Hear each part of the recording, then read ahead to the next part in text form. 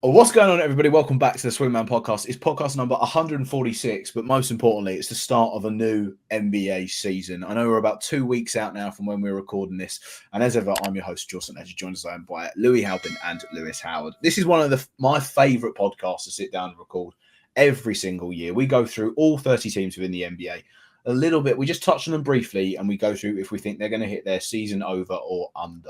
Now, obviously, these vary across different books across the market, but we like to just do this to see for a baseline of where we are. And normally we end up finding 5 teams that we have as an absolute lock, and then normally it's just me that ends up putting sort of some wager. And in recent years, we've done quite well. We tend to get 4 right and then miss 1 marginally, which I think is pretty good going from 30 odd teams that we've got to choose from here. So we're not going to dilly-dally. We're going to get straight into it. This was just a random photo that I found of the season. There are some interesting choices of who's made the cut here from Adam Silver, shall we say. But we're going to do all of these on we're just going to take FanDuel for the lines that we're taking on every single regular season win. We, of course, have got some of the totals that they had last year to go off as well. And we're going to touch on some of the depth chart stuff as well, because obviously trades have happened and will continue to happen, which will affect these lines. In any case, we're going to start off with the Atlanta Hawks. We're going to go in alphabetical order that we got here. 35.5 is what Vegas, shall we say, has set for the Atlanta Hawks. Over or under? I'm going to start with you, Louis Halpin. I'll go back and forth to you two. What was their total last year, truth be told? I have no opinion on the other. 36 last year. 36 last year. Yeah, they just any significant sort of additions? I can't even really remember what the Hawks have done, to be honest.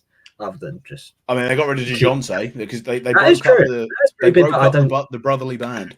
That didn't really ever work, to be honest. And I think it was better when it was like one or the other. When Trey was injured, they would go on the run with DeJounte. Only because I think there are teams in the East that may pick up a few more wins here and there, like around them. I'm just going to go slightly under. I don't really have a strong opinion on it either way. I'm not sure about if either of you two do. Definitely wouldn't be a lock for me. But I don't think they've got any better really or any worse. Yeah, that's my opinion. Sorry, it's not very nice. Analytically. Yeah. It doesn't have to be.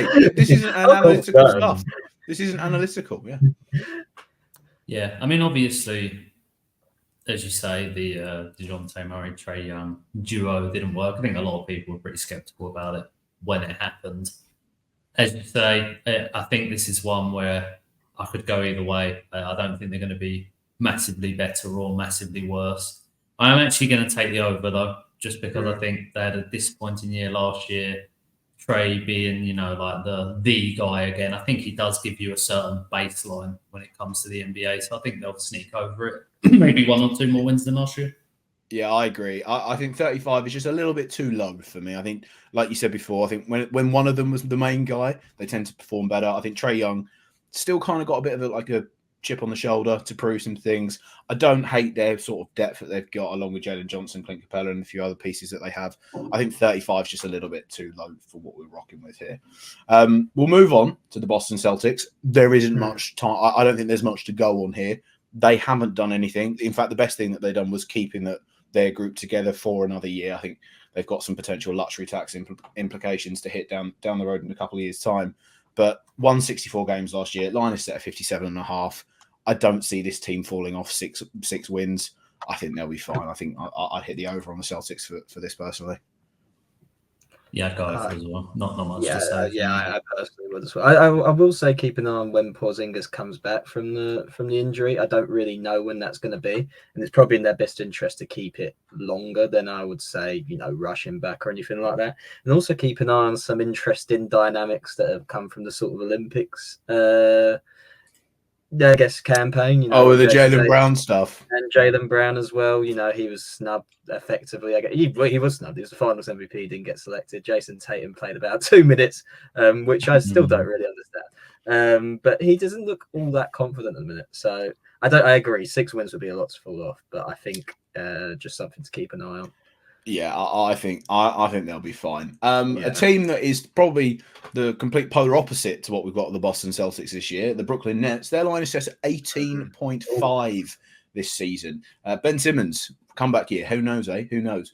18.5 is unbelievably low two teams in the entire NBA went under this last year. I think the Brooklyn Nets are going to join them. I don't think that they're going to hit above this line. Their depth chart, I see the nice pieces that they've got, I think will end up getting traded away. I think Cam Thomas will put up 30 points a night, but they'll lose every game. That's kind of how I'd go with it. It's tough because this is an insane drop-off. Like I think they got 32 wins last year. Obviously, they've lost the main piece, but that is a massive drop-off. So I do think they'll stink, but I'm actually going to go for the over. I don't think they'll be that bad. I think they'll. I don't think they're not a lock for either an over or under because you just don't know how it's necessarily going to turn out with this side. But I don't know. There's just something that's a bit iffy. Yeah, maybe less than how it would turn out. They're going to be bad. It's how bad is it going to get? Yeah, I think they'll be just over that. I mean, they've lost Bridges, but if I'm honest, he wasn't very good last year. He wasn't really like a significant. I don't think he's going to be a very significant detraction from where they were last year because they weren't very good last year. If I'm honest, we had the pleasure, or I guess maybe the displeasure of seeing them in person. Depends on your perspective. I'll go just over. I think 18.5 is really low. I don't have much basis for it again, but I just think that surely you can scratch a couple wings. But a Ben Simmons comeback would be the one that I would like to see. Personally. Okay, that's not happening. I will say that. Even if I believe in the over, I'm not. Hey, crazier things have happened than Ben Simmons playing 40, 50 games. I will say that. So it's playing towards wins is another thing, and that's what I'm saying. I think they're pieces that they've got, like the Schroders, the Cam Johnsons. I think they get traded, and then you're leaning on Killian Hayes and sort of Jalen Wilson playing. That's it. Another team that's been sort of destined with trade talks for a while now and has made a trade are the Chicago Bulls. Their line's set at 27.5. That is a far cry from what Bulls fans would have hoped for when they picked up all of those players a few years back. Obviously moving on now from a few of their pieces, but they still do have Levine and Vucevic kicking around who looked utterly depressed in media day. 27.5. Do you think they go over or under? Lewis Howard, I'm going to show it to you. Well, when you look at the team, I think I'm inclined to say they're not going to fall off as hard as that and they're going to go the over. But the one thing that does worry me with them is just the feeling around the camp, the vibe. The vibes are not good in the Bulls. They might be worse than almost any other team in the league. So whether that carries into, there's teams that when they lose, they can bounce back a little bit and get a bit of momentum. Whereas I think this could be a team that if they start losing early, it just spirals out of control.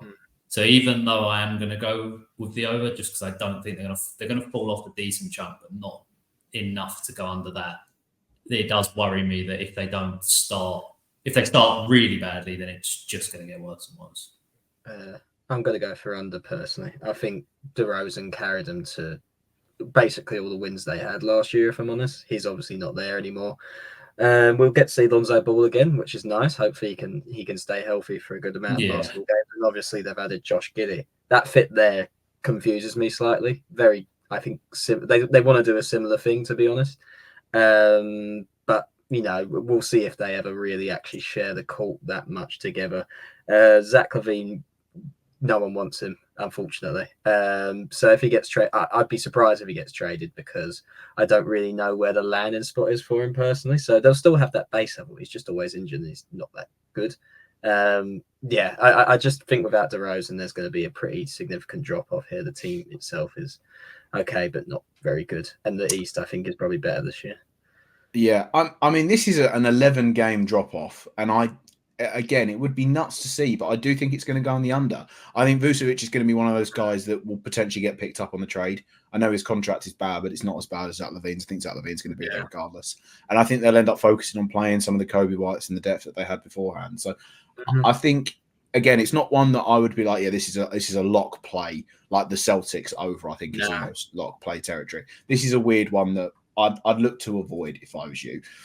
Speaking of Charlotte Hornets, 29.5, the poison chalice, shall we say, in terms of injuries. The one shining light, I'll say, Brandon Miller, I thought was quite impressive last year in a dysfunctional team, in a quote-unquote dysfunctional franchise, shall we say.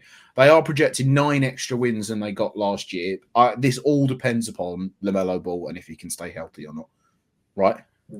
Yeah. I mean, you'd lean on the side of no, right? Probably. I would be as well. Are we all going under? I'm going to go under on it. I can't trust I'd them. go under. Well, I think it lends into it as well. I think LaMelo's going to play 50 games, and that's being generous. I think that's fair that's to say. being very generous. I think that's been very generous. And then even like Mark Williams was always injured last year. Grant Williams is not hanging about in Charlotte. I think he'll get picked up. Like I know he's a bit of a meme and like, but I'll make them both, and he's kind of cocky and everything. But he's still fundamentally quite a good piece for a lot of contending teams. So I don't think he'll hang about in Charlotte for too long. And then again, it's just another year of developing Brandon Miller, and then maybe a few journeymen that come along and improve themselves. But I would hit the under personally on the Hornets. Yeah, I'm going to agree with you. We'll move on. Cleveland Cavaliers, 48.5. Quite a hefty total for a team that also got 48 last year. With the Cavs, this is an interesting one for them for I think this year, because we saw come the postseason, we saw like their level. Like they were better and comfortable than the Magic. But then when they played anyone of significant strength, it was like there's not really much fluidity in any sort of movement that they can make, especially with this sort of Mitchell Garland backcourt. And they're locked in with Jared Allen and Mobley. I thought they did very well last season. So to go and improve upon that in an Eastern Conference that I think overall has gotten better, I'm going to have to go for the under on this one. Yeah, it's interesting because my initial inclination with this was to say the under. But mainly because whenever I watch the Cavs play, they're obviously a good NBA team, but there are just issues, especially mainly with the whole Garland-Mitchell dynamic. I thought they struggled with that a decent bit last year. But when you actually look at how many games their core starting team played together last year, it's really not much at all, and they still managed to get 48 wins. So I'm actually going to go for the over for this instead, purely because I think, given how much time that the main guys had to play together in the starting unit last year, the fact that they got to that total, even with the East getting a bit better, I still think they should be there and thereabouts again, and a couple wins over, maybe 1 or 2 wins over. So I'm going to say the over. Oh, okay, I was going to say, are you like massively overestimating that? Or you No, they might get 50 like that, right? Yeah. Right, okay. I think, I kind of agree that consistency might benefit them a bit more. They've been together for a couple of years now, whereas some of these other teams, well, named specifically, I guess New York and then Philadelphia for Paul George, they're figuring things out. I'm not massively swaying either way here. I might just go a little bit over, but again, they're another team that are better when one of the two the guards, Garland or Mitchell, namely Mitchell. Mitchell is the best player, obviously. When like Garland is out, they are. You say about like, they didn't play that much together, but I think that's probably a benefit to them sometimes.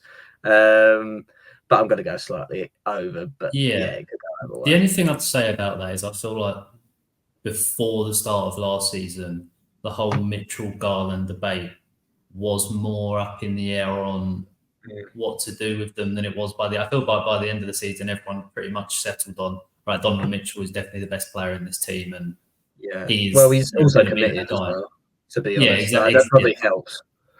Yeah, so I think maybe with that now being a bit more asserted across the board, that maybe that'll help them push on as well. Potentially so. Anyway, moving on. We'll go to the Dallas Mavericks. A line set at 49.5. They hit 50 last year. Obviously, they've now brought in one half of the Splash Brothers. Probably the lesser half, I think everyone would agree. Not just a little bit. Hey, I'm just being fair. Some people might prefer a little bit of Clay. Interesting depth chart now that they've got. Line hasn't changed from what they did last year. Do they get better or worse? This is a tough one. I think my inclination is again to go a little bit better over the 49.5. But 50 is I think a fair point for them, to be honest. It's just, I guess, depending a little bit on Kyrie's health, which was pretty good last year compared to where he usually has been. I'm really not sure about the Clay aspect of things. I can't see him being really that like bad for them. Do you know what I mean? I don't think he's going to make things like terrible. I just don't know how much he's going to add. truth be told. So I'll go a little bit over because I think Luka may have a bit of a fire in the belly, so to speak. He got quite a lot of stick really for carrying his team to a conference finals, which or a finals actually, sorry. So yeah, I have a bit of confidence that he might come in. Well, he's injured at the minute, isn't he? But I feel like they've probably got some sort of consistency there going forward, and they should be okay. But these are one of those teams that go either way. They're a bit of a yo-yo team, aren't they? One season good, one season bad. But I'm leaning over at this stage.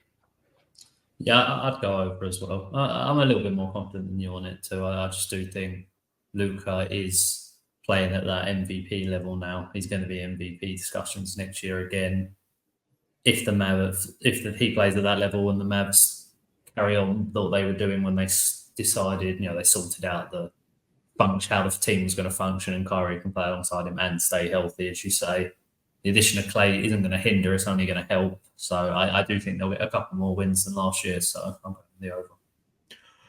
I'm more inclined to go for the under, if I'm being honest. Again, this isn't a team that I have as a lock for either way. I'm not a fan of their depth, and I don't like the fact that I think Gafford, Lively, Kyrie, and Clay are all kind of crocs. Luka is a little bit as well. Like none of them are playing nowhere near sort of a game total that you'd put for some of the other top contenders in the Western Conference. I also think there's a lot of teams in the West that I would have to improve upon their win total that were maybe at the back end of last season. I think, again, I said about the East. I just think that to hit what they done last year is going to be would be very impressive. So I would have them marginally, maybe around the 45 to sort of 48 range is where I'd have. Me, to be honest, I think I would have Dallas. Well. I like when I'm looking at the backup stuff, like Najee Marshall, Spencer Dinwiddie, Quentin Grimes is the sort of second unit. I will say 45 to 48 is a big drop off. Like 45 wouldn't have made the play-ins last season. No, it wouldn't. It wouldn't. I think all teams would be lower though. I think all teams in the Western Conference will be lower win total. So you're really dropping a minute if you say that. No, but I think sort of win totals just go down across the board. Yeah. Like I don't think it'll be a 46. I think they will a little bit. So, but again, I wouldn't have that as a lock. I would just lean marginally on the under for the Mavs. Denver Nuggets, 50.5. I don't understand this line, if I'm being completely frank. They had 57 wins last year, and I don't see where they're losing 7 games out of this one. The main thing is obviously KCP, but for me personally, Jokic is guaranteeing 50 games at least. Yeah, to get 50 and a half, easy. KCP is an unbelievable sort of plug-in role 3-and-D guy, his role on that team will only be realised sort of once it's gone. Very similar to Bruce Brown, I think, is what will happen. But I also think the sort of emergence of Christian Braun, it's not going to fill that gap, but it will prop it up a little bit more. And like we said, like this is Jokic. Like he's not going to drop 8 games. He's not going to go to 50, like under 50 wins. Of course, injuries and all that can play a part of it, but I think they'll be fine. And then. Yeah, I mean, hey, the Russell Westbrook, the Russell Westbrook dynamic is going to be an interesting one to see how that plays out in the court. I mean, I'm not interested in that personally that much. No, but for me, you just look at. I know this was years ago now, but when MPJ and bloody Jamal Murray were out, they still weren't that much. They're on 40 something, like decent 40 something. So if them two are healthy for most of the season, and you got Jokic, I think they should definitely be hitting. Vegas must know something because I don't know why that line is 7 less. I mean, that might be a lot to me, to be honest. The only other thing I can see an angle of them coming from is just obviously the Olympics and maybe Jokic reintegrating. But even so, he has been a reliable NBA player and played a lot of games season on season for a while now. Yeah. I just think they'll be fine. I agree. Right, the Pistons over 25.5. Obviously, they had the biggest off season, bringing in such an elite talent in Tobias Harris into their ranks. 25.5. They had 14 wins last year. Obviously, they kind of throw in the towel, I think is fair to say, and they pipped the Wizards to getting the worst record in the NBA. I don't hate some of the players that they've got. Like I really like Jalen Duren. I think Kay Cunningham's good. I think Jaden Ivey's good. Yeah. Tobias Harris is Tobias Harris. And obviously, Osar Thompson had a pretty good year. This is just, do they go 11 wins better in an Eastern Conference that we all think is a little bit better? I'm intrigued. That's a big jump. Yeah, I don't think so personally. I do think they'll make a little jump, but I don't think it'll be that hard. I agree. Yeah. I didn't realize it was going to be 25.5. I thought if it was like 22 to 23, I think I'd be tempted for the over. I think that is too significant of a jump because I do like those players. I do think Cade has something about him. I'm worried about the coach, the highest paid coach in the NBA, by the way. I do like a lot of the young core, but that's quite a significant jump up for me, to be honest. So yeah, I'm going to go under. I mean, yeah, okay, there we go. Kind of has to be. I do agree. I do think they'll get better, but 11 is 11 is big. Admittedly, it is. The Golden State Warriors, 43.5, 46 wins last year. Obviously, like we just mentioned a moment ago, without Klay Thompson now. Where do we think the Golden State Warriors are going to land this season? What was the win total last season? Just looking at 46. that there, 46. Yeah, I'm definitely going over. I was going to say that seems quite short. I mean, we did say I think a lot of the Western Conference teams are going to drop off a little bit, but I didn't mind their off season. I think Steph, well, when he is healthy, and he has been the last couple of seasons, guarantees you. Steph and Draymond, really, the combination of the two. I don't think we can kind of say now that Klay had pretty much absolutely no impact on that team last year. I think 43.5 seems low to me personally. I think it seems very low if you get an Andrew Wiggins that performed like he did 2 seasons ago, especially. I think if they have a dependable third piece where Wiggins was very good, and they've got okay sort of backup options. Again, it's just been health. Like they signed D'Anthony Melton from the Sixers, who was just really with injuries, but whenever he played, he was good. Buddy Hield, again, had those moments, had that one moment in the playoffs. But I don't hate that system. I think Buddy Hield is a fit for them. And then it's just other issues. And if we get Jonathan Kuminga playing like he did towards the back end of last season as well. So I would also agree with an over. Yeah, I think the Kuminga thing is more so than Wiggins. I think Kuminga's the one I'm looking at to make a bit of a jump this season. I've seen nothing to say that Steph Curry is going to take a small step back from what he was doing last year. Just look at the Olympics and how well he played in some of those games. I think we should get more of the same from him. So when I look at it, I like some of the acquisitions they made as well. So it's just, will Kuminga make a little jump, and also will Draymond, not get suspended for a ton of games and actually play a decent amount? And if he does, which I think he will, then they should get over this. I don't think it'll be by a ton, but they should get over it. I agree, and dark horse for a potential lock of the 5 teams that we say, the not bankers, but the 5 that we would go with. But we'll cross that bridge at the end when we tally up. Houston Rockets, 43.5. Last year they had 41 wins. Where do we see Houston? It's a bit of an odd one, is what I'll say. Houston. I don't know where they're trending. Is what I'll say. I really struggled with this because there's some players I really like on that team. I really like the coach, but. And even though it's only 3 wins more than last season, and they've got a lot of young players, I still think there's some volatility to that team. So I do think it's really up in the air because I do like quite a lot of their players. I'm just going to say the over, but that's probably the least confident one I've said so far. When you say volatility, you talk about like whether Jalen Green decides he's going to be like good or not. You have some stretch. A stretch towards the end of the last season where he's absolutely unbelievable, but he was really like, I think he was getting benched at some points, and then everyone was like, "This is Şengün's team, this is Jalen Green's team."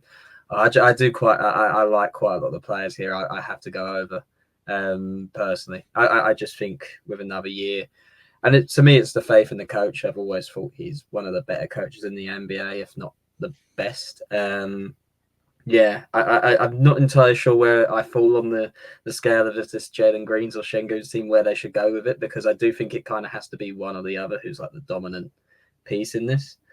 But I just like enough of the players here, even if they are massively overpaid, some of them, to get a little bit more out of the season than they did last year. But like we said, the Western Conference is tougher, I think, this year, so it could go either way, but I'd lean towards over. I think I would just go under, but I think it will be like by a game, just because, again, I don't know where Houston are trending. and I end up seeing this is the hardest one I think at the minute that we've come to, because again, I like all 5 of their starting 5, and I like some of their backup pieces that they've got. Yeah. So then it doesn't make sense to back an under. But if you actually offered me 41, I might go there. I think they might just have a repeat of the season, because again, like I just don't know where these extra wins come from in that league, in that conference. Sorry, but yeah, this is the by far the most hard one that we've had. So if you're going to go over, you're going to go under. I don't think I could argue with you. I would just marginally go for the under. But we'll move on to the Pacers. Indiana, we'll switch it back over to the East. Their line is set at 47.5. Again, 47 wins last year in an incredibly tight Eastern Conference. Where do you see Indiana? Oh, this is another tough one, isn't it? A little bit. Yeah. I just a little bit over. I did say that I think there are some teams in the Eastern Conference that might pick up a couple more wins, so I kind of have to go that way, to be honest. I think we have to remember Tyrese Halliburton for a lot of the season last year, for the first portion of the season up until the in-season tournament final. Unbelievable.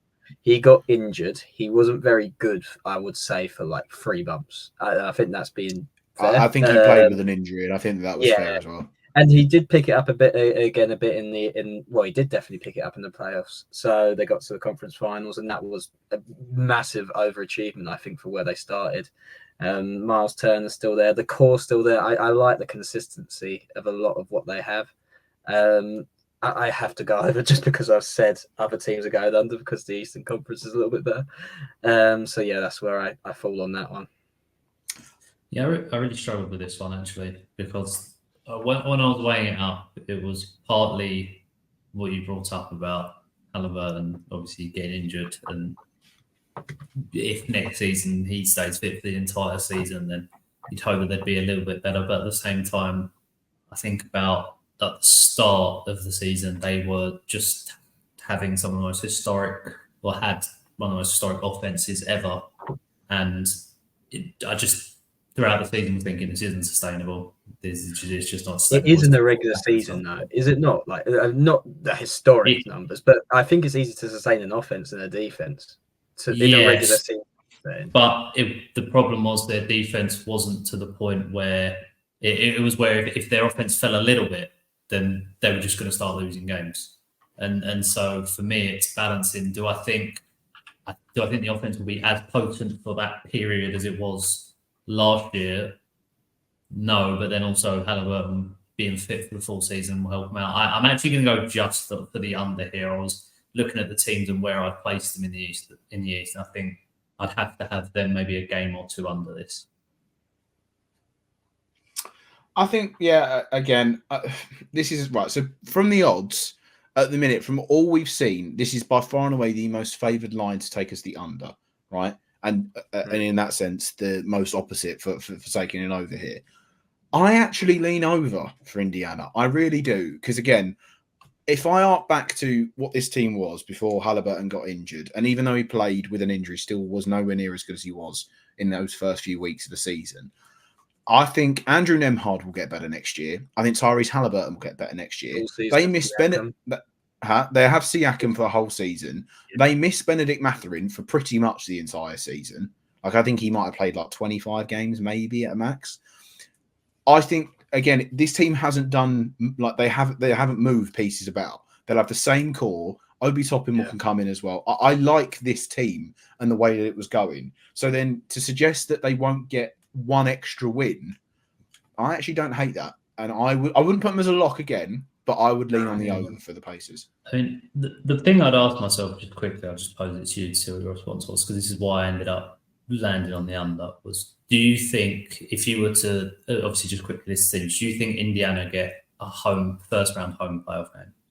Or a home playoff series? I think that's possible. I would have Indiana above Cleveland. I would have Indiana above Cleveland this year. Yeah, but do you have 4 teams above them, basically, is what I'm asking? Because personally, I did. I think I had them like 6. So you can still get 6 with, like, it was 47 last time, so they could get 48 or 49 and get in.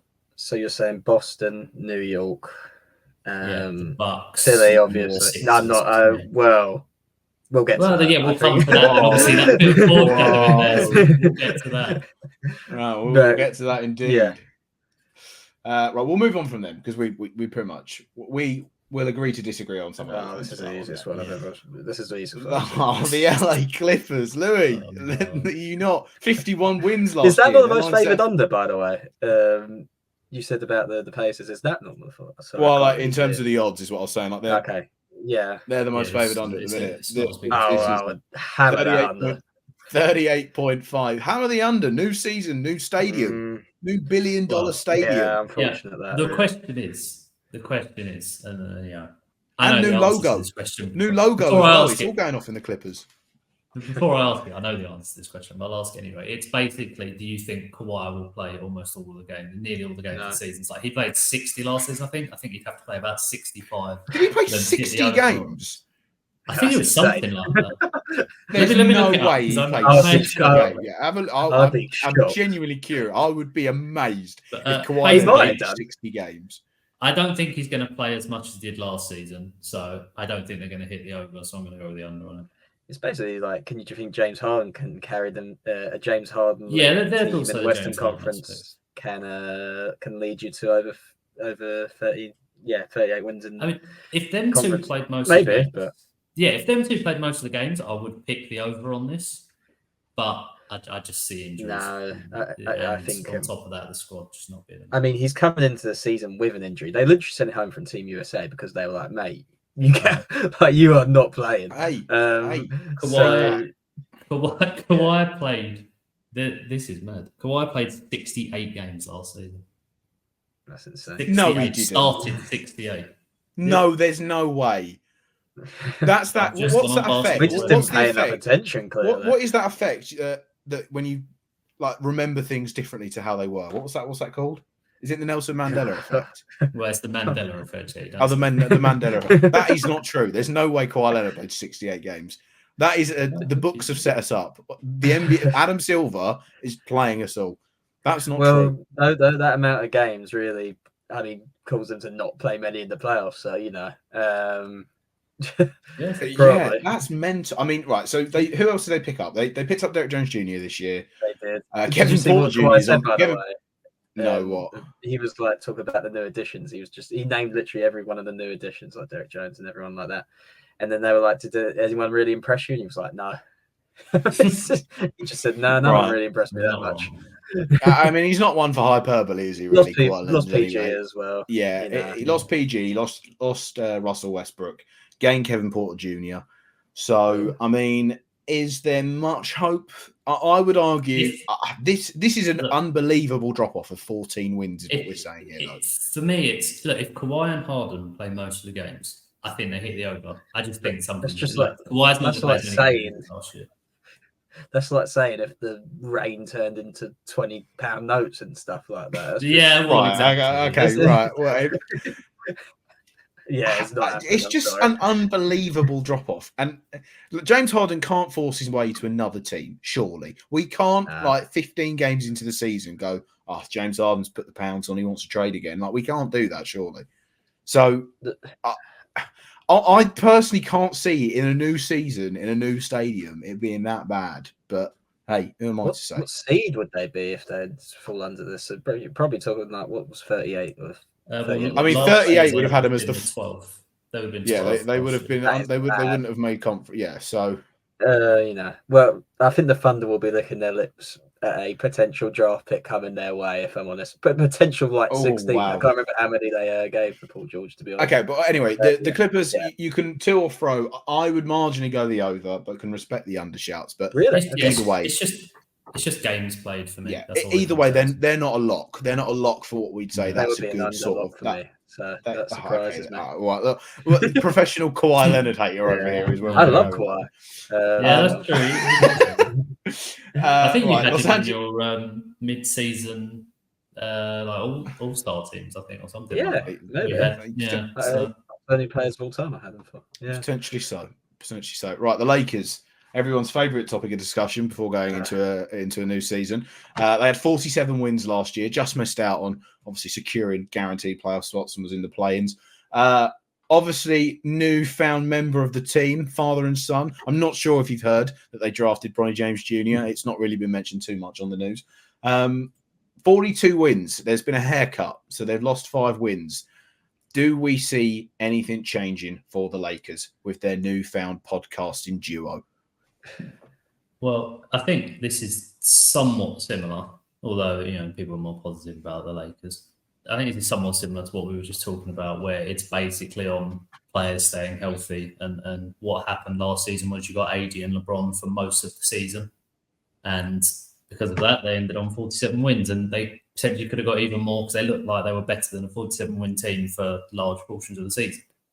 This season, coming off the Olympics, are you going to get that level of games from them to again? I think that's why it's quite a bit lower at the moment, is because people don't think LeBron and AD, probably AD mainly, is going to play as many games as he did last season. I'm still going to take the over personally because, as I said, last season when everyone was playing, they did look better than their record. So I think for the games that they will have them, they will be a little bit better. But obviously the big X factor that I haven't mentioned that you alluded to is not just Bronny James, but the new coach as well coming in. And how that will impact it, it's obviously a bit of an unknown because we haven't seen him coach an NBA team before. We haven't seen him coach a professional basketball team before. So what will it look like? I don't know. I think people have optimism about it. I am optimistic. And when it's a new coach, it's a new coach coming to a team with LeBron James in it, he is going to be able to carry some of the weight in that as well. So I think they should be fine. Yeah, I mean, the thing with JJ is I'm not even sure if it's like a massive thing about like how good he is, but Darvin Ham was just like so bad last year that you'd think any sort of replacement with just I think their team was good last year. I think it's good this year. I just think they put him in the wrong positions, to be honest. They've got a lot of the same players that they had last year. I can't see why they would go under, to be honest. Same with the Warriors. It seems like quite a low total to me. I don't really see Bronny James having any sort of significant impact, but it's quite a fun story. It's cool. It's definitely cool. But I think, the only sort of sightings we'll see of Bronny James, maybe sort of a cliche one on the opening night, but apart from that, it will be if they're up or down by 20-25, you might get Bronny James getting 5-10 minutes towards the back end of the game. What's the over-under on it? Well, what's the odds on the D'Angelo Russell trade, do you think? Or at least the over-under on tweets about D'Angelo Russell getting traded? I think it'll be a mix between D'Angelo Russell, Cam Reddish, and Rui. They're always the ones that get brought up for the Lakers. Yes, the salary for those, right? Yeah, so I think they've got some pieces as well that last year, to be fair, they got really unlucky with injuries with Vanderbilt and Gabe Vincent. Like they were just injured the entire year when they shouldn't have been out for like 3 weeks or whatever it was. They just kept getting injured. So again, I think sort of 42 is quite low for the Lakers. So I wouldn't put them as a lock, but I would have them as an over. In the interest of time, because we do have 30 teams to go through, well, not 30 teams left, but we have been rambling on for nearly 40 minutes now. So we are just going to try and speed things up a little bit. The Memphis Grizzlies, 27 wins last year, 47.48 wins this year. Obviously, the Grizzlies got sort of decimated and they lost pretty much their entire starting five. I think it's fair to say for large amounts of the season, if not full season. You go back into it now and I mean, the starting five is arguably it is just up there with what's best in the Western Conference. You've got Ja Morant and Marcus Smart and Desmond Bane, Jaren Jackson Jr., who I think is injured for like the first sort of 2 weeks of the season. And again, if you're going into it unhealthy, it's not a great look for going into it moving forward. And then, of course, Zach Edey, who they've drafted. Do you think this team is capable of going to that 48 win mark straight away again? Yeah. I'm quite confident over in this one. When they've been sort of fit, when they've had at least those 3 fit, and I know you mentioned Jaren being injured, but I'm talking largely right by sort of like proxy, at least one of them filling it, but specifically Ja, if he's there. They have got around this, a couple of times, to be honest. They were very good a couple seasons ago when Ja wasn't doing stuff. And yeah, as far as I don't know much about this draft class, I'll be totally frank with you, but Zach Edey seems to be getting a lot of good buzz that I've listened to. He was pretty impressive in March Madness, is where we'll go. Yeah. So. I mean, I think the main questions with him is there's certain situations where you're just not going to be able to play him, and somewhere he will flourish. It'll be I think it'll be a very up and down rookie season for him. And he's a rookie, as I say, so that's not a knock on him. Yeah. It's just, I think it'll be quite up and down for him throughout the season. But as you say, I think when you look at the Grizzlies, you look to what they did when we last saw Joel play a full season, basically, and they were a very, very good basketball team. I do think the West is a bit better now overall from then, and obviously you got to get things up and running quick if you're going to start challenging towards that 50 wins. So I am going to say slightly under for this. I think it'll maybe be. I still think they'll have a very good season. I think it'll be bang on around this, probably like 46, 47. But I think there will be, a bit of inconsistency throughout, especially at the start. So I'm going to go just under. I would lean marginally on the over, primarily because, like I said, I think their starting five is one of the best within the Western Conference. And I think last year, the guys that are now in that sort of second and third role in their sort of roster that they've got, they played a lot of games for them. I'm going to gain valuable experience in that team, in that setup. So if guys do go down and, again, they're probably going to be quite cautious with players like Marcus Smart and Desmond Bain if they're not going to play back-to-backs. They've now got people that can come in. They know the system very well from playing a full year beforehand. I like some of the rookie guys that they've got. Gigi Jackson especially, I think, was very good in the times where he had to play. Yeah. So I know he's coming into it injured as well, but I do like the Grizzlies. So I'm gonna go marginally on the over for them. Miami, 44.5 wins. The line is set up. They had 46 wins last season. Jimmy Butler in a contract year. No games at media day this year with his haircuts and all of that jazz.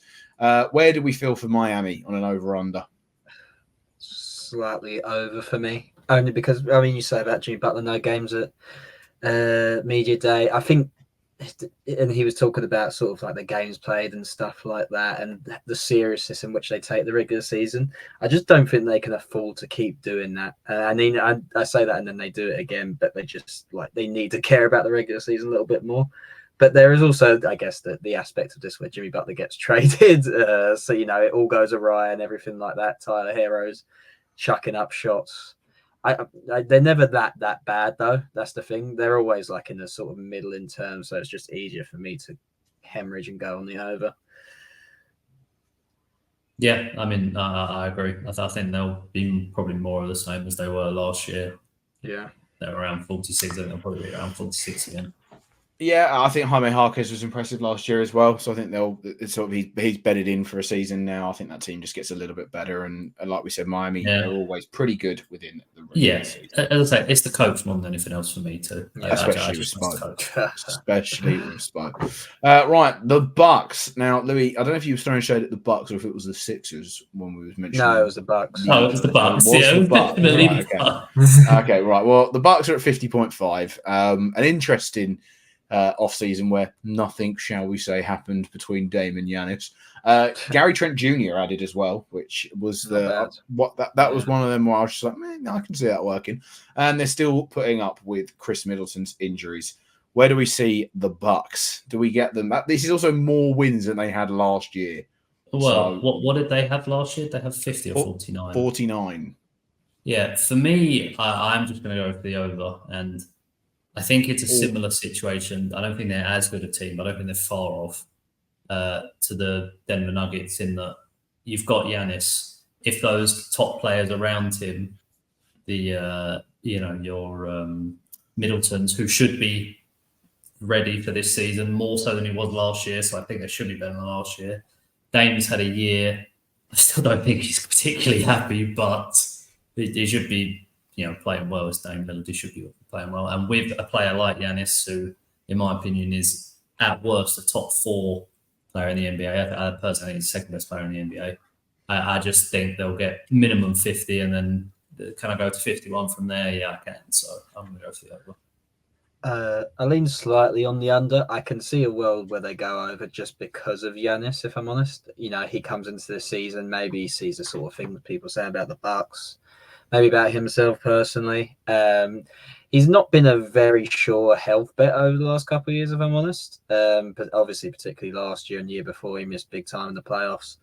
I don't trust that team's just so old. It's like all the core of that team are just old, and I just don't think they like have the ability to really have a consistent regular season because they'll have one game on and one game off. That's the thing with Dame. He can have an amazing game, one sort of like on a back to like a within a couple of days, and then he'll have a terrible one. I just don't think he's got the gas really anymore.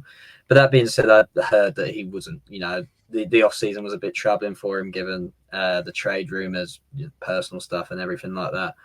So I can see the world where they go over. I'm not saying it's like completely over. I don't trust Middleton's health. That's another aspect of it for me. So I kind of just, you could go glass half full, half empty on this one, and I'm just leaning towards empty slightly. But yeah.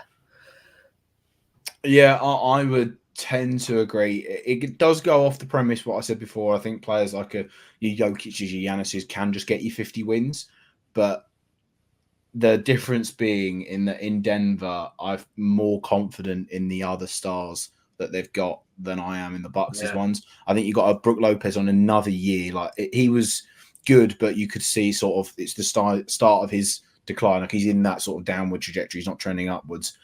Dame isn't happy. He looks miserable in every single picture that he takes talking about the Bucks. He's never been a super happy man. No. I actually thought Brook Lopez was quite good last year. I'm not gonna lie. He was, but like Brook Lopez. Yeah, but this is what I mean. I'm saying like he's not going to be getting better, is what I'm saying. Yeah, like, I thought he was fine though. He'll have games of remontada and he'll look amazing. But like again, Brook Lopez, he's got to be up there. He's got to be in sort of 36. That's what I thought. He's 35. He's getting on, but I think he's regardless, steady Eddie. Yeah, 2008 and Chris Middleton. If he plays 50 games, I'll be amazed. Is all I'll say. Right, that's pretty much it. Chris Middleton. So. To be fair, the one thing I will say that you have been consistent with is obviously I was talking about those types of top 4 players in the NBA that give you that floor of wins. I mean, you went on the under with the Mavs with Luka, so going on the under with the Bucks. I can see where your mind's. I think Luka will play more games. Yeah, he probably will. But I'm we're splitting hairs with Luka and Giannis playing more games. Like anything can happen with those two. They'll all have their rest days every now and then. It's just depending on who gets like a calf strain or shit like that. So, yeah, and then when you look at Denver, when we're talking about these big players, Jokic is going to play the most games out of them. Agreed. Right, a team I am very confident in hammering the under on are the Minnesota Timberwolves, and this is mental because the 1 year. Well, this is mental. They've obviously lost their. Some would have said franchise player, not anymore, but like for a long time was their franchise player. They've cut ties with him. They're now entering the Julius Randle era. So potentially, I mean, maybe I'm a fool for fading them on the regular season when Julius Randle makes his bread and butter in the regular season. But they had an exceptional season last year in the regular one. They've now changed and moved away from it. Again, this is a 4-win haircut on what we had before, but I don't see them getting above 53 this year. This is another one I actually really struggled with because when I think about Cat leaving, and I'm not a big Julius Randle fan, I'll be honest. He's obviously a very good basketball player, but just overall in terms of that tier of where you'd slot him in terms of NBA players, I'm just not a fan of his game. But I think back to, and obviously Anthony Edwards is the best player on that team, right? I'm not saying otherwise, but I think back to all the teams, and when I say all the teams, basically the Jazz teams that Rudy Gobert was on. And they just are always very good. He's always in a very good regular season. Wow, they always get a decent balance. Yeah, you're trying to annoy me. You're trying to go bear pilling today. There's just the floor of this team that will always be very high with Rudy anchoring a regular season defense. I'll put emphasis on regular season defense, and Edwards just getting better and better.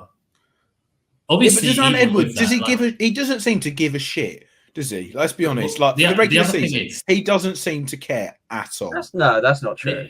I disagree. But he's one of those players who want it. Sorry, I'll let you go. Yeah, more importantly, I say all this. You can be all of that and a 50-win team and be a very good NBA team. This is 52.5, so this is past that. Like we're going past the conversations we were having about making 50 as having like a Giannis or something. This is really pushing for that number 1 spot in the West like they were. So I did decide in the end to go for the under. I think they will be like 50, 51 win team, but I do think they'll be strong again. I'll go under as well. Everything you said about what you're opening plenary anyway. Slightly depressed me. No big as they call. Well, it's called the big bodega. I've heard now. Josh Hart referring to him as in New York. I feel like the Julius Randle thing. I'm certain he's going to get traded again. I just don't see how it works really with so many non-shooters in that team as well. We saw the offensive issues they had really in the playoffs and in the regular season. I'm going to go under. By the way, I'm also going to apologise because Giannis definitely played more games than Luka last year. I checked, but I still retain my. To be fair, with Giannis, I think the thing is, it's not the amount of games he plays; it's the minutes per game he plays. Is the thing you have to look at. It's not the actual games in total. I mean, hey, do you know what? Maybe I heard it through the grapevine, but Jimmy Butler in a contract year, maybe returns to Minnesota. Who knows? Oh God, who knows? Right, New Orleans Pelicans 45.5. We've got for the Pels. How do we see them faring this time out with Zion now? What year are we in of Zion? Is it 4? God. Is it year 4? No, it's got to be more than that, hasn't it? Maybe year 5, maybe. You have to go check. While you're doing that. I mean, they got DeJounte Murray thinking about now, new PG, mixing it up. It's funny because we've talked so much about injuries and how that will, especially the certain players and injuries, and how that could push someone over or under for that. And it's basically the same for the Pels for me. It's how many games is Zion going to play? And just because I am optimistic about this Pels team and the lineup, I am going to take the over on it, even with considering the injuries that could hamper this team. I just like the Pels and I like the players on it, so I'm just going to go with the over. What do you think they're going to do in terms of, obviously they've now not got Valanciunas, they've got that Missy that they drafted late in the first round. Like, are they going to go Zion small ball and play Herb Jones with Brandon Ingram, or are they going to go Daniel Tice, or that's the one thing I don't. It's not going to be Zion small ball. I'm pretty sure on that. I'm pretty sure it's not going to be Zion. They'll be moaning. If they want to get him injured. If they want to get him injured, they can do that constantly. But that's my thing. So I'm just like, it's a bit of a weird one to lob. Like, you've got like this stacked team, and then like a rookie center that's sort of a late draft pick. But who knows? Maybe he ends up being unbelievable. DeJounte Murray, obviously. There, I'm just going to say I don't really like DeJounte Murray that much. I've never been a massive fan of him. I'm not going to really put too much sway on whether he's there or not. What's he done Brandon wrong? Ingram piece. No, there's nothing he's done wrong per se. I just don't think he's like amazing. He's not personally insulted me, but for me with DeJounte, it depends on the fit of where he is with the team. He's one of those players I think flourishes in certain teams, but also in others can cause some structural issues in how the team functions, like we saw on the Hawks team, obviously. So he's got to be in the right situation. Yeah, I'm going to go under Percy. There's just too many moving pieces. By the way, Zion is going into his 6th year in the NBA. Sixth year? Wow. Time flies. One of them not played, obviously. I feel like the Pelicans are always a team that's slept on, where I'd want to say under and then they end up surprising me. So I'm actually going to go for the over. But again, I wouldn't have them as a lock, nowhere near. Right, Knicks side, 54.5 wins coming off of... This is the year now where it's like, come on, New York. This is it. You're all built and set. 4 more wins than they got last year. Obviously, they've gone up and they've been pretty busy. Karl Anthony Towns and Mikal Bridges, they've spent a lot to go and get them. They've really gone all in now on this sort of core group that they've got. And it's a very good core group. You can't argue with that factor.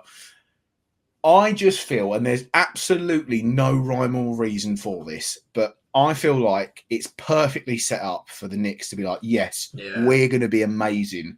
And then they're just not. And whether that is an injury or it just doesn't click, I think if I'm being honest, it'll be injuries, because Tibbs will just play them 49 million minutes and then they'll crumble for it.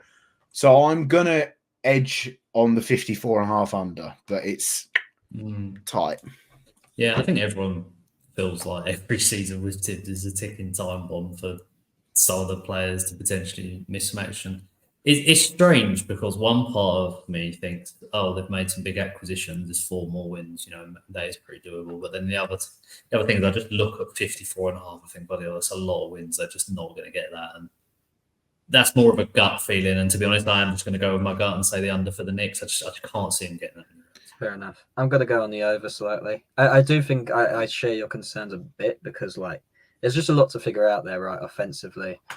those two guys coming in. I'm not sure Bridges demands that much offensively. Towns a No, little bit Bridges more. can fit pretty easy to any If I'm being team. honest, Yeah. I think it fit. I think the style that they've got and the players that they've got fits unbelievably well. Like an OG Anunoby and a Macau Bridges and a Josh that's the Hart and a thing. Tibbs team, I think's amazing. And But- Brunson I is just like the Brunson. squad, but it's just the win But- total was just for me. I was No. I just can't do it. If this was a team not called the New York Knicks, I'd hammer the over. Maybe. But because they're called the New York Knicks, I'm going to have to go on the under. And like I said, there's no rhyme or reason about it. I get what you mean. Something's going to go wrong. You know it's going to happen. And Stephen A. Smith's going to be crying on ESPN about that. This is the first time this Knicks team should be good, and now this shit happens or something like that. The thing is, they can get this is kind of like the Timberwolves conversation. I was saying they can get 52 wins and have an immense season. It's like, yeah, 100%. I just think 55 is a bit too much, but hey, who am I for it? Anyway, speaking of regular season teams, OKC, well, that's a bit harsh. OKC Thunder, 56.5, had 57 wins last year. They've picked up an underrated asset in Isaiah Hartenstein and then an actually rated asset in Alex Caruso in the offseason. Yeah. I think this is the easiest over that we've said so far, is what I will say. Because even though it's 56 wins, they've just got better, is all I'll say. Yeah. I'd be more confident in the Denver one, I will say. I think that would be my number one. Yeah, maybe. And then maybe this or the Celtics would be next. But yeah, I'm definitely going with the over on this. I think Shea has shown a level of consistency that I think he can definitely keep up through the regular season, and at the very least, the regular season. He should be a top 5 MVP candidate again with how good this team is and how well he should be playing. Chet with some backup now and also just improving in general. I think he'll have another good season. And then you look at Jalen Williams should get better as well. I think everyone's high on him. And then just the pieces around them, Caruso, Lou Dort, it's just a very well constructed team. I think their one issue last year and young players that should get better. Their one issue last year was Chet just wasn't big enough. And even then, he's got bigger this year. And now they've added a very good centre that has played in a Tibbs system. So he's got no issues with playing a gabillion minutes. So I'm very happy with taking OKC and over. The Orlando Magic, I would love to play the song, but copyright will probably do us. The Orlando Magic themselves, 47.5 wins. They had 47 last time. Pretty much the same team with the addition of KCP, which will add some sort of vet toughness and some sort of core defense to that team. Not that was an issue. Their issue was offense. But the main thing with that, the 3-point shooting that he's added from him is the main need. They definitely needed that. I would lean slightly on the under for the Magic, but that's not me thinking any less of them. I just think the East just got a little bit better, and maybe they haven't. But that's right. Yeah. Like Jalen Suggs is a PG. I know Paolo Banchero is pretty much like a point forward, but I don't like their big man situation still, so I would go slightly on the under. Yeah, it's tough because I actually really like a couple of players on the Magic. I really like Banchero, and I also really like Franz Wagner, but it's for different reasons. I think the same as I do with the Pacers, which is they'll just be like 1 or 2 wins under this and be similar as around what they were last year. Funny enough, they were both on 47 wins last year, so I just think it'll be around that again for both of them. I'm going to go slightly under as well. I think there's a template to play against them, really, and until they can solve that issue, teams are going to play like that, and they'll have their patchy moments. So, yeah. Go for the under. Right. Nice quick one there. Philadelphia 76ers, 52.5 wins the bar has been set at, 47 last year. Obviously, the addition of Paul George and maybe the underrated addition of Caleb Martin into the lineup is a fairly big one. They've lost a few pieces that they had from last season. Also gaining Andre Drummond as a backup 5 to Joel Embiid, so they're not going for that sort of Paul Reed sort of small ball 5 when Joel Embiid is out through injury or just resting. 53 is a lot, especially where we're lying on this one. I think with the additions of Paul George and Caleb Martin, I do want to say the over, but I think a smart head says the under is what I'll say. But I mean, I think they'll get to that 50 mark. It's another addition of is the best player going to get? Like how many games is the best player going to play? Because he has said he's not that bothered. Do you believe the whole stuff of him being like, man, I don't care about regular season this year. I'm going to I do. Make sure I'm ready for the postseason.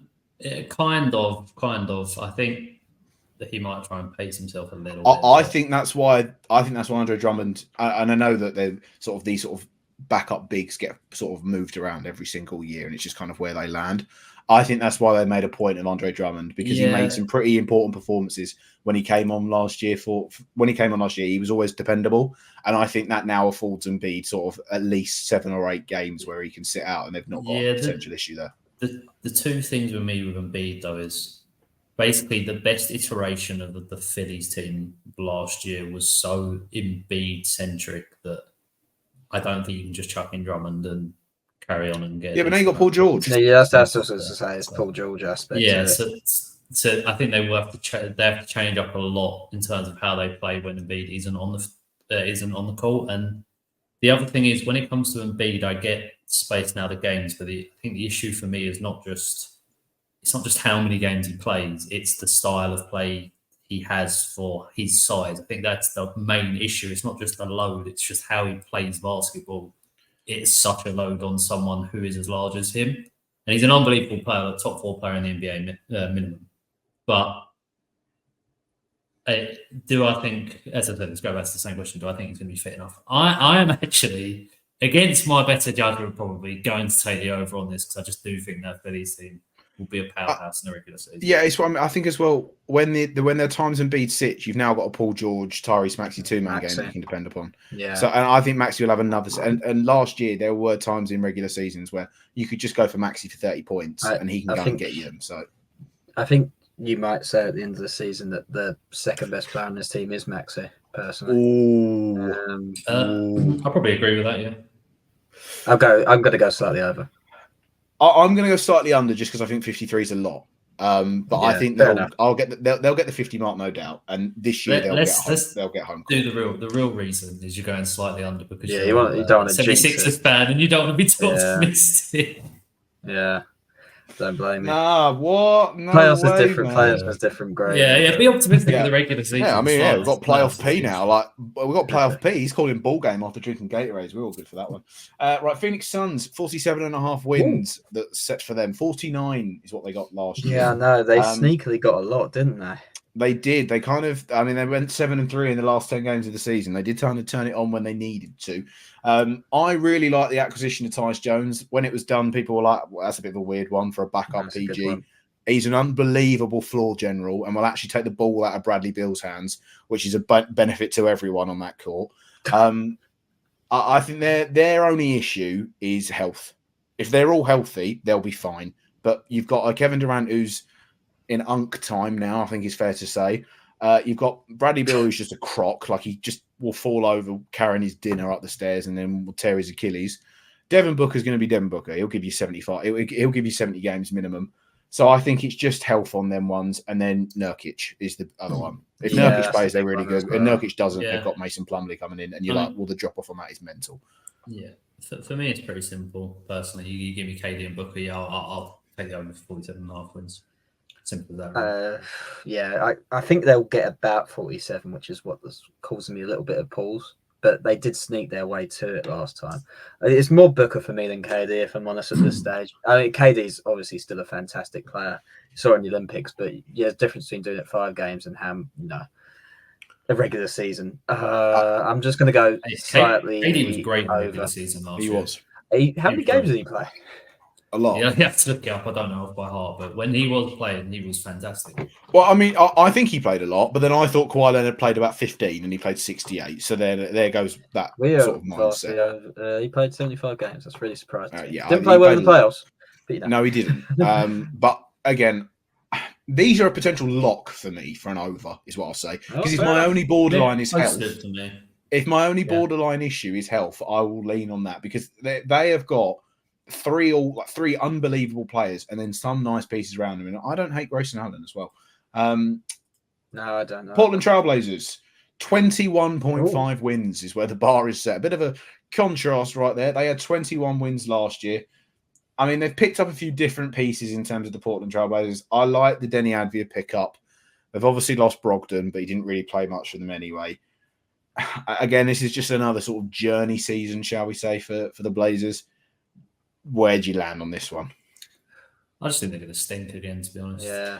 Someone has to go not too much analysis about it. Yeah, I'm going to go under. I just think someone has to be the bottom feeders, right? Yeah. Ayton, Scoot. Let's hope he does a little bit better in his second year than he does first. Yeah, they've got some players that can push on. I just think overall they're just going to be bad. DeAndre Ayton is prime on the chopping block, is what I'll say. They drafted Donovan Clingan, who was that sort of. It was him and Zach Edey as the two big men coming out of that draft. I think they're going to, if they're looking at a lost season. Rob Williams as well. Yeah, I mean, but Rob Williams, you might get 5 games out of him.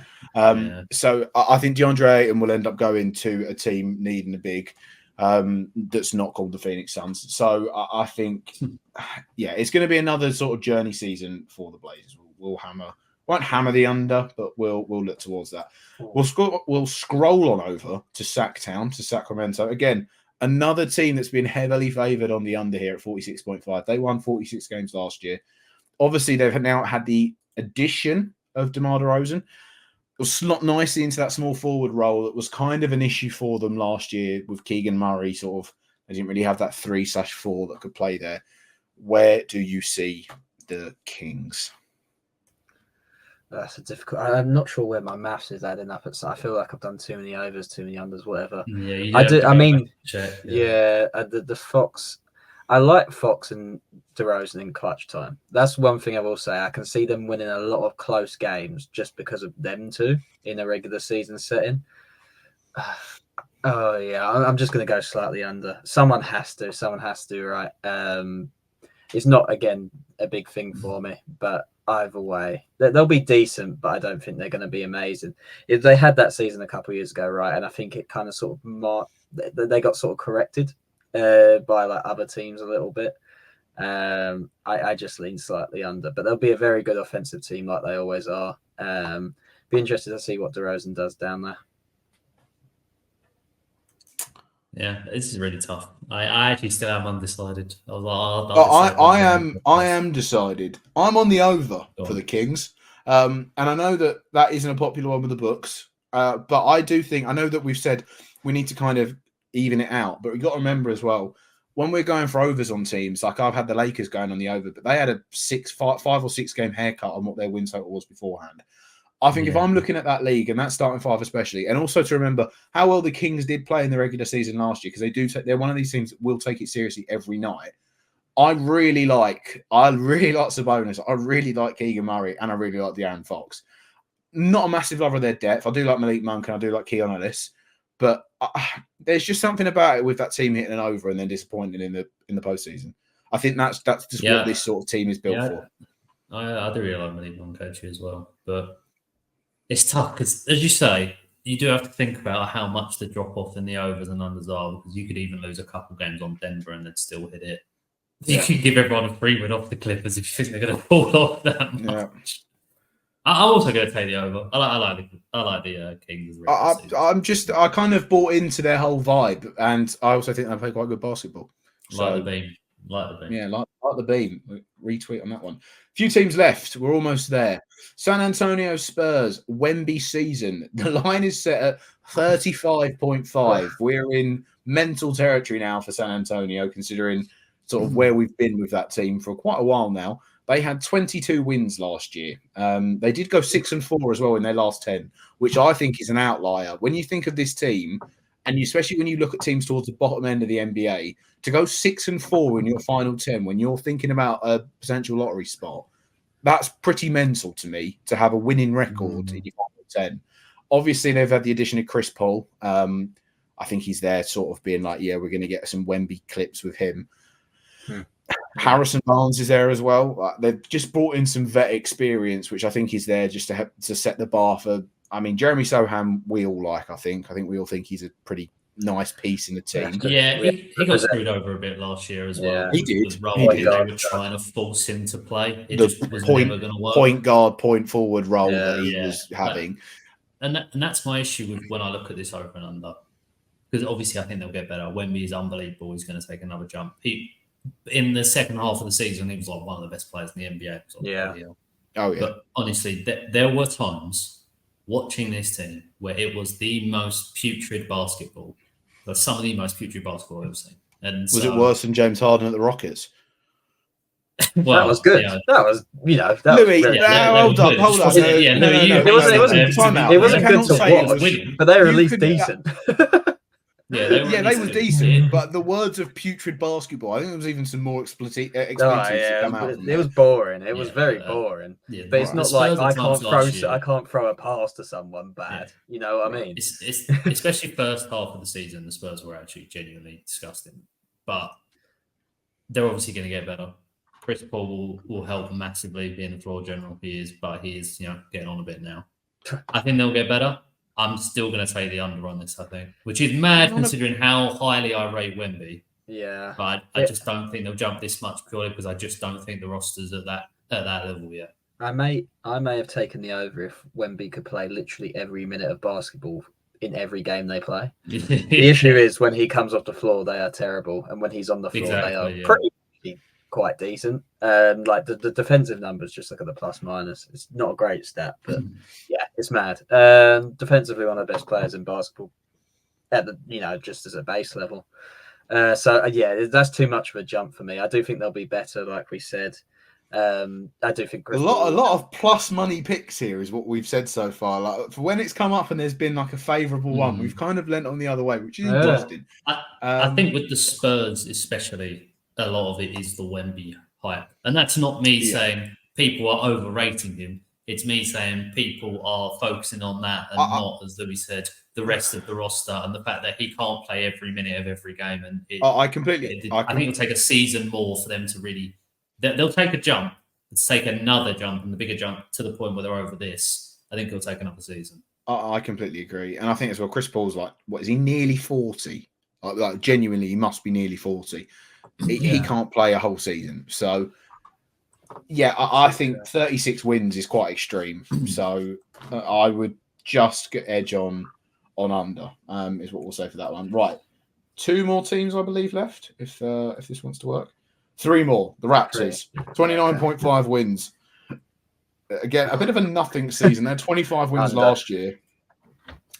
Under for me, personally. I would tend to agree on the under. Yeah. Just the way I heard, I can't remember who it was. I think it might have been Pirtle. Just talking about the way they were just like, they're kind of already given up on the season before it started, which was nuts. They were like, yeah, it's probably going to be like another season. It's it's honest. He's not going to be like, oh yeah, we're going for a championship. But I think there should be some level of optimism, hope going into the season. Scotty Barnes obviously off a big contract. I'm still not sure of his leading man capabilities, to be honest. I don't know who else there really is going to provide a lot of. I mean, there's a full season of RJ Barrett. We'll get to see that. And it'll be the same as every other season of RJ Barrett, to be honest, at this stage. I've come to accept. So I think, that they could be a whipping boy here, if I'm honest. I think to have an extra 5 wins put on their total is quite a lot. So I am going to also go on the under here. Again, the least favourable pick. The Vegas are preferring the over. So it's we're smart. We're smarter than Vegas. Yeah, it's tough because there's some players I don't mind on the Raptors, and I don't think the Raptors are like a truly awful team. But because I'm umming and ahhing on it, they got 25 wins before. Because this is a bit of a jump, I'm just going to take the safe bet on it and go for the under. Go for the under indeed. Right, the Utah Jazz. Oh yeah, 31 wins last year. Line is set at 28.5. The Utah Jazz are the definition of mid. And they're also waiting to absolutely trade Lauri Markkanen wherever they can, is what I'll say. They're looking for the best package that comes their way, and he's going to be out there. And so will John Collins, I think, as well. They're very disappointed. No big loss there, but no big loss there. But the Walker case one was a bit of a weird situation last year as well. They sort of gave up halfway through the season in terms of playing him. They have a few nice rookies down there into Keontae George and Taylor Hendricks, but I think this will be an under 20. They got 31. I think they do very well to get in there. I'd put them in the sort of low 20s, is what I'd say. I don't know if I'd go as far as low 20s. I'm going to take the under. There's players I like on this team. Obviously, I think Markham is very good. They've got some nice young players that you mentioned. I don't think they're completely awful, so I wouldn't say low 20s. It wouldn't surprise me if they get like 26. I just think it'll be a bit of a down season compared to last time, because I do think they went through stretches, especially maybe in the first half of the season, if I remember right, where they had a few decent runs, but I just think not a ton to play for. I think they won't go in it maybe they get a few wins early on and think, oh, we could make a run at playing or something, but I just don't see that happening. So I'm going to say the season will peter out quite a lot. So yeah, I'll go with the playing runs. If they get anywhere near a play-in, I will be jaw on the floor. And that's the other thing as well. What we've been talking about. It just, even though maybe a few of the teams across the board will get a few less wins, I do think it's just going to be really hard again in the West to even get in that lowest playing spot. Yeah. So I think their season aspirations will be over pretty quick if they're not over already for anything decent. So I'll say under. Okay. I think they have a lot of solid players. Sorry, I didn't say over under yet, but I'm going to go under as well. But I just want to say, I think they have a lot of solid players, but Mark of them will be good in San Francisco. Oh, okay. Wow. Nice. Andrew Wiggins, get ready to go to Utah. Anyway, what was it? Was the Golden State Warriors record 73 regular season wins? Was it that? Yeah, 73 and 9. Right. Yeah. So the Washington Wizards, somehow their line's only been set at 20.5. They hit 15 wins last season. Do you know what? Call me fucking mad. I genuinely think that they might go over this. And I don't know if this is just because I like a lot of the players on this roster. And it could end up in the way where just a lot of the players on this roster get traded. But 20 wins for this team. I think Alex Sarr's going to do very well. I really like Kyle Kuzma. I like Koulibaly as a rookie. Valanciunas is just a good center in the NBA. And Jordan Poole can't be as bad as he was last year. I'm not having that. Yeah, Brogdon always wanted to play for the Wizards as well. Don't forget that. Yeah, I think I'm surprised you left Jordan Poole to that. I was wondering if you were just going to completely miss him, just not mention. No, I like Jordan Poole. I think he'd be better off the bench. They got Malcolm Brogdon. So, that's what I mean. If you play Brogdon, maybe. I mean, if Brogdon can play, I know he's going into the season hurt. Yeah, he never plays. Granted, it does seem a stretch here. But I don't know. I'm just saying, I think this is just up in the air, to be honest. I don't think you're wrong. You can go anywhere with this. It depends on obviously the mentality of the players last season, or some of the players. I don't know if the players was absolutely crap. So going into this year, you're going to get more of the same because they don't think they're going to be doing anything, or do you think the couple of acquisitions they've made? Because I think everyone's agreed that Valanciunas is a good NBA player, Brogdon's a good NBA player, albeit gets injured and he'll be injured. Kyle Kuzma, good NBA player. What? Sorry, say again. Kyle Kuzma's a good NBA player. Yeah, he's more than a good NBA player. That's more the mentality thing I was talking about with him and Jordan Poole, really. But this is my point. It's, do you think they're better than on paper, skill-wise, than depends what you think about Sarr, doesn't it? And the answer is yes for me. But then you'd have asked me, personnel-wise last year, should they have got more than they did? And the answer is yes, but they didn't because half of them didn't, or some of them just didn't care. So it's a tough one to answer. So we're splitting. We're saying for 6 wins here. I think. Call me Matt. And also, let's not forget their last 10 games. They literally they went 1-9. So and granted that can happen again this year. Don't get me wrong, but I just I'm not putting it as a lock. I'm leaning on the over. You know what? I'm going to join you on the over as well. I think I've said under quite a few of the. Actually, it's probably about 50-50 for the East. I think I've done too many overs for the West. I think I've screwed that up. But I could also see a potential. I can see a potential situation where this team is kind of slept on by when they go and play other teams, and there's just a little bit of a feel-good vibe. Maybe we'll look back at this in 6 weeks and we'll be like, Jesus Christ, that's a terrible take. This team is in complete disarray. But I feel comfortable in saying that I think they're better than the Nets and they'll end up with a better record than the Nets. I agree. I very much concur with that. Very much. Yeah. So it's going to be close. But I think I'll just go over just for the fun of it more than anything, Yeah, I'll go over as well. Good vibes down in Washington. We love to see it. Right. Like we do every year, we need to now pick 5 that we think are the sort of locks of of these lines. So I think we all agreed that Denver is definitely one of them, right? Yeah. So we'll throw Denver in. Where else are we leaning and locks? Are we putting the Lakers again in a bloody lock situation? Wait a second for the Lakers. Boston, let's get some other teams out. I was going to say Boston. I'm going to say yeah. I'll say yeah. I think for Boston. me, right. So we got Denver at 50.5. We've got Boston at 57.5. Where I else think did the we like? Did we Thunder. like the Suns? I don't like it as a lot. You but don't like the Suns. I'm That's fine. okay to do it, but it's not. No. It wouldn't be one of my top Hey, choices. You know what? It's a big win total, but I would also be happy with the Thunder. Just I because I think think it's going to be very the good. Thunder. We got to do an under here, man. We're being way too positive. I like a bit more negative. We've got to be more negative. Well, Come on.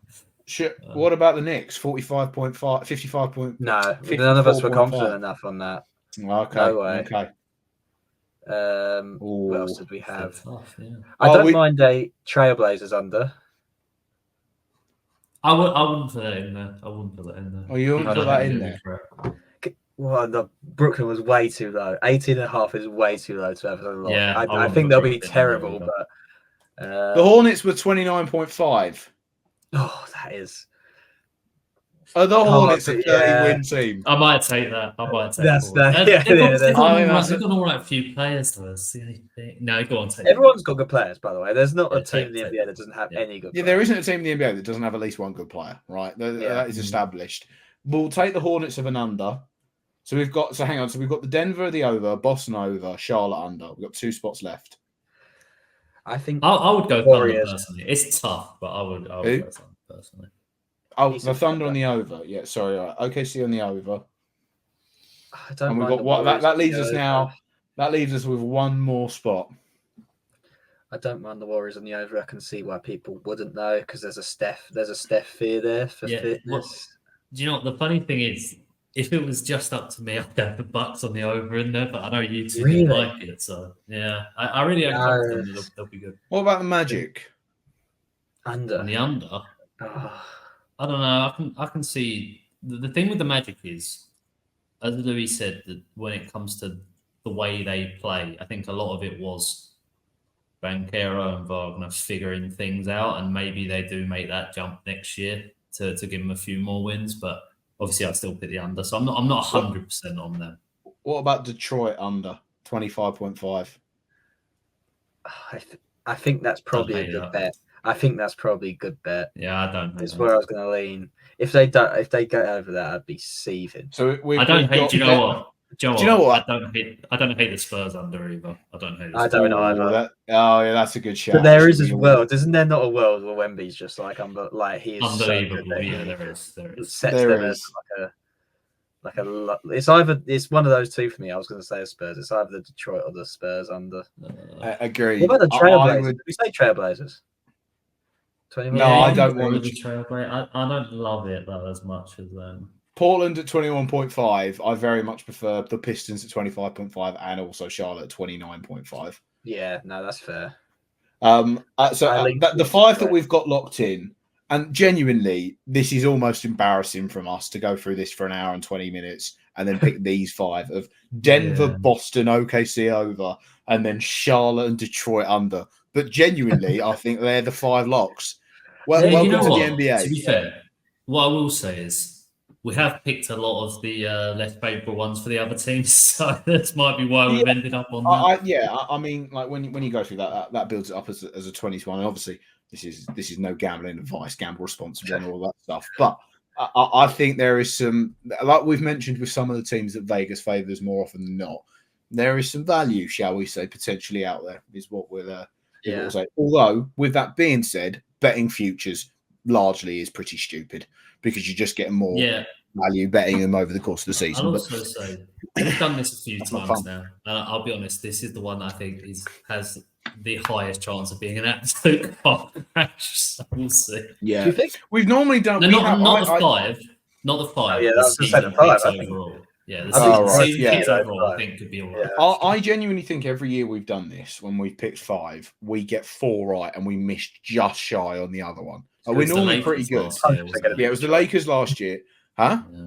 It's going to be Detroit. I just know it. Somehow. Yeah, last year it was the Lakers. The year before that, it was the Wizards. And we missed by 1 game and it went down to the final game of the season. So it'll do that again. Obviously, it went down to the final game of the season. Tobias Harris will hit a game winner. To make it look that would send me off there. Oh, that would be killer, wouldn't it? Tobias Harris just rolls back the years and becomes like an absolute post-fading power forward.